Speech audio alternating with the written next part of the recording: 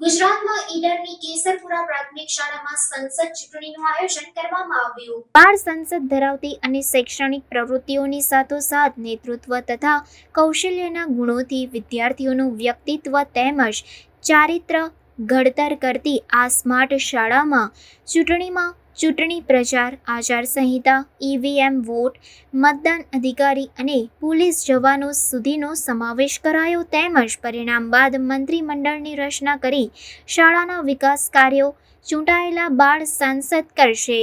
શૈક્ષણિક વ્યવસ્થાપનમાં સરાહનીય કામગીરી કરનાર સાબરકાંઠા જિલ્લાની ઈડર તાલુકાની કેશરપુરા પ્રાથમિક શાળાના ગુરુજનો અને સમગ્ર ટીમને ખૂબ ખૂબ અભિનંદન પાઠવાયા।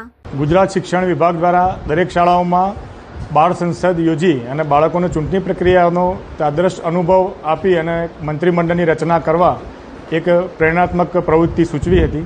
છેલ્લા 4 દિવસથી ચૂંટણી પ્રક્રિયા સમગ્ર ફોર્મ ભરવાથી લઈ ફોર્મ પરત ખેંચવું, ફોર્મ ચકાસણી, ઉમેદવારી પ્રચાર કરવો, આચારસંહિતા લગાવી, કયા કયા પ્રકારના નિયમો હોય એ બધી જ જાણકારી સાથે આજે મોબાઈલની અંદર એપ્લિકેશન દ્વારા ઈવીએમ મશીન અને બેલેટ મશીન ડાઉનલોડ કરી અને ઇલેક્ટ્રોનિક સાધનો દ્વારા આ ચૂંટણી પ્રક્રિયા પ્રથમવાર કરવામાં આવી શાળામાં, જેમાં બાળકોએ ખૂબ ઉત્સાહથી ભાગ લીધો।